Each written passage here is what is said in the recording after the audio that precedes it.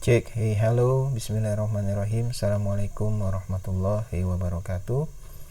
Selamat datang kembali di channel Kelas Terapi, channelnya orang-orang yang ingin belajar terapi dengan tidak mengeluarkan budget sama sekali. Untuk materi kedua ini, di sesi hipnosis di video kedua ini, kita akan belajar tentang pre-induction. Jika sebelumnya kita sudah belajar memahami hipnosis dan hipnoterapi, untuk sesi berikutnya di video kedua kali ini kita akan belajar pre-induction. Apa itu pre-induction? Silakan disimak dengan baik, dan sekali lagi kami menyarankan untuk Anda semuanya untuk tidak mempercepat video ini, karena jika Anda mempercepat video ini maka kemungkinan besar Anda akan kebingungan apa yang kita bahas. Oke, mari kita mulai. Dari inilah sebenarnya SOP hipnosis. Bagi siapapun Anda yang ingin bisa bermain hipnosis atau bisa menggunakan hipnosis, tidak akan pernah terlepas dari SOP berikut ini. Dan Anda bisa melihat pre-induction adalah awal daripada SOP hipnosis. Jadi jika Anda ingin bermain hipnosis, maka ujung tombak atau gerbang pintu daripada Anda bermain hipnosis adalah pre-induction. Dan jika Anda bisa melihat di layar monitor Anda bisa melihat di situ ada pre-induction, ada induction, ada deepening, ada deep level test, sugesti, termination, dan post hipnosis. Yang akan kita bahas nanti di beberapa video ke depan itu sampai dengan termination. Ya. Dan ketika Anda bisa melihat kembali bahwasanya di pre-induction itu ada building trust, yang banyak digunakan adalah NLP teknik atau match and mirroring. Nah, untuk induction, deepening, deep level test, sugesti, dan termination itu akan kita bahas di video-video berikutnya. Jadi diharapkan bagi Anda yang ingin mempelajari hipnosis dengan utuh, disimak videonya dari awal sampai akhir, dan disimak videonya dari video pertama sampai video-video berikutnya, karena ini videonya akan berurutan dan saling berkaitan seperti itu. Mari kita bahas tentang pre-induction. Apa itu pre-induction? Definisi mudahnya adalah mengedukasi, memberikan penjabaran tentang hipnosis ataupun melobi suyat atau klien ya, atau untuk mau dan bersedia memasuki kondisi hipnosis dengan dibimbing. Kemarin kita sudah bahas bahwasannya setiap manusia itu tanpa sadar memasuki kondisi hipnosis setiap harinya puluhan kali, tapi tidak mereka sadari. Nah, di pre-induction ini ya, suyat atau klien itu diedukasi untuk mencoba memasuki kondisi hipnosis dengan secara sengaja, yang pastinya terbimbing. Seperti itu gambaran pre-induction. Jadi kenapa pre-induction ditaruh di depan, dan kenapa saya katakan pre-induction itu adalah pintu utama untuk melakukan hipnosis? Karena kalau di pre-induction Anda gagal, maka dapat dipastikan hipnosis tidak akan berjalan. Kenapa? Karena di pre-induction ini orang akan mau menyerahkan dan mengikuti apa yang kalian suruh. Sudah kebayang? Mari kita lanjut. Ini dia apa yang membuat orang takut untuk dihipnosis. Pertama adalah pastinya seseorang takut kalau aibnya dan rahasianya terbongkar.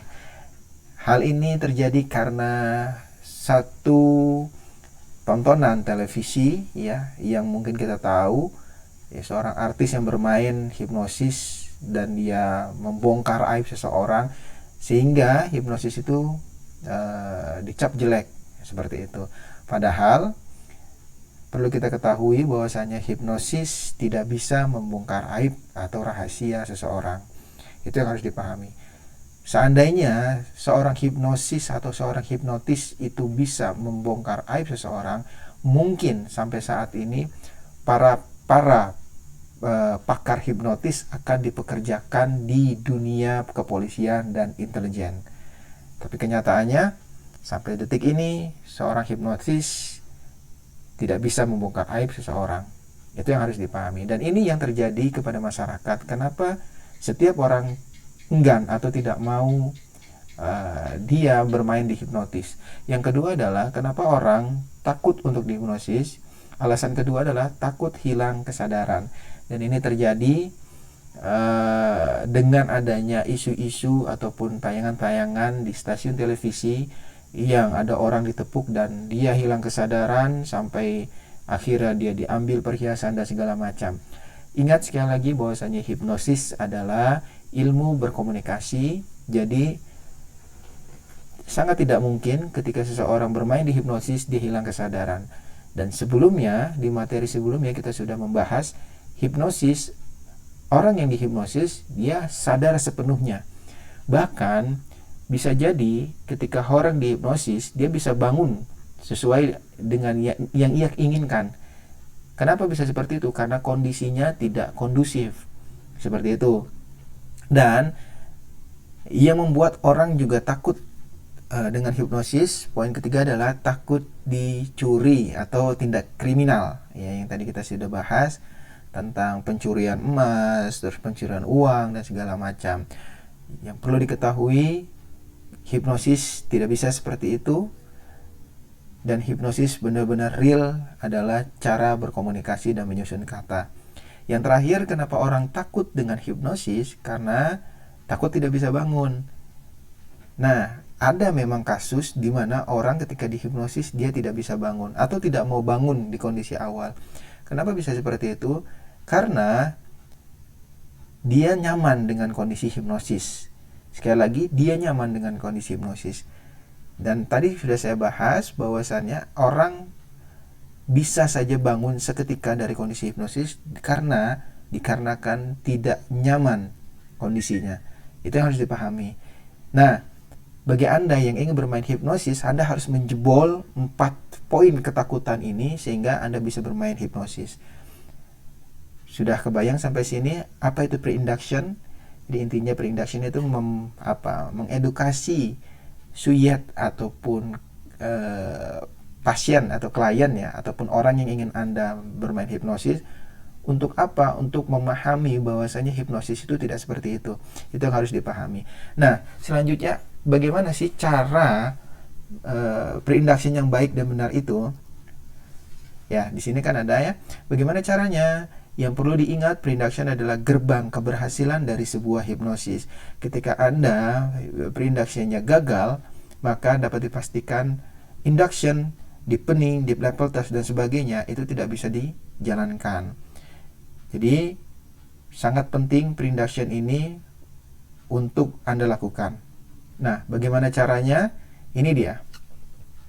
Cara pre-induction sesuai dengan pengalaman dari saya pribadi, ya, dari tim kelas terapis. Yang pertama adalah membangun kepercayaan dengan tampilan dan cara berkomunikasi. Jika cara berkomunikasi Anda masih terbata-bata, memungkinkan atau kemungkinan besar orang yang ingin Anda ajak bermain hipnosis, dia akan meragukan kemampuan Anda. Kenapa? Karena Anda berkomunikasi saja masih terbata-bata. Lalu bagaimana Anda mengajak seseorang untuk masuk ke kondisi hipnotis? Itu yang harus dipahami. Lalu bagaimana cara melatih berkomunikasi? Maka berlatihlah di rumah bagaimana cara berkomunikasi, dan berlatihlah di rumah untuk membaca skrip terlebih dahulu. Karena hipnosis itu tidak terlepas dari skrip. Oke, nanti di video berikutnya kita akan belajar induction, bagaimana cara membawa seseorang masuk ke kondisi hipnosis dengan cepat, dan cara kedua adalah dengan relaksasi. Tentunya ketika Anda dengan cepat dan relaksasi, itu Anda butuh cara berkomunikasi yang baik dan benar. Yang kedua adalah edukasi hipnosis. Maksudnya apa? Anda menjelaskan hipnosis yang benar. Karena banyak sekali sampai saat ini masyarakat awam itu memandang hipnosis adalah menggunakan ilmu gendam atau menggunakan ilmu gaib dan segala macam. Jadi hipnosis masih dianggap sebagai ilmu negatif. Itu yang harus dipahami. Dan Anda harus mengedukasi orang-orang yang ingin Anda mengajak bermain hipnosis, kasih tahu dia apa itu sebenarnya hipnosis, dan kasih tahu mereka sebenarnya hipnosis adalah ilmu berkomunikasi dan segala sesuatunya itu dibalikkan lagi kepada klien atau pasiennya. Dan yang berikutnya adalah mainkan emosinya. Ya, Anda harus personal touch. Dan ini Anda harus jago bermainkan emosinya. Sebagai contoh, ada orang yang memang dia tidak mau dihipnosis karena takut aibnya terbongkar. Nah, mungkin Anda bisa menjelaskan terlebih dahulu, dan biasanya ya ini akan berkaitan nih, memberi jaminan. Saya akan memberi jaminan, sekaligus saya akan touch seseorang itu, saya akan sentuh tangannya atau pundaknya, dan saya katakan bahwasanya jikalau selama permainan hipnosis ini saya membongkar aib, kita ada beberapa saksi di depan Anda. Jika memang saya membongkar aib Anda, maka saya menjamin dan saya akan tanggung resikonya. Nah, itu adalah suatu jaminan untuk klien, ya, supaya dia tidak merasa takut. Dan satu lagi, seseorang yang ingin dihipnosis, dia pasti akan bertanya manfaatnya. Maka sebisa mungkin Anda membawa orang masuk ke kondisi hipnosis itu harus mempunyai manfaat dan mempunyai tujuannya. Bukan hanya sekedar Anda sombong untuk bermain hipnotis ataupun apapun itu, tapi pada intinya adalah bagaimana Anda memberikan manfaat kepada orang yang ingin Anda hipnotis. Sebagai contoh, biasanya saya akan menawarkan dia, ya, apakah kamu pernah merasakan kondisi relaksasi? Kalau misalkan dia belum, nah, maukah kamu untuk saya masukkan ke kondisi relaksasi, dan di sana kamu akan nyaman, tenang, dan santai, dan seluruh tubuhmu akan merasakan kondisi relaksasi yang sebelumnya kamu belum rasakan. Nah, itu adalah kebermanfaatan kepada klien.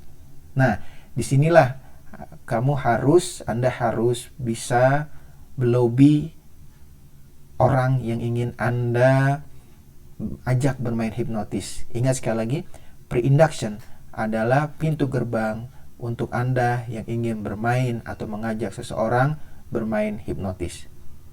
Oke, terima kasih. Jika ada pertanyaan seputar materi, dipersilakan untuk menulis di kolom komentar. Tim kelas terapis akan merespons setiap pertanyaan yang masuk. Ingat sekali lagi, jika ada pertanyaan, silakan langsung tulis di kolom komentar dan tim terapis akan merespon setiap pertanyaan yang masuk. Mungkin seperti itu di materi kedua ini. Selamat mencoba dan semoga berhasil.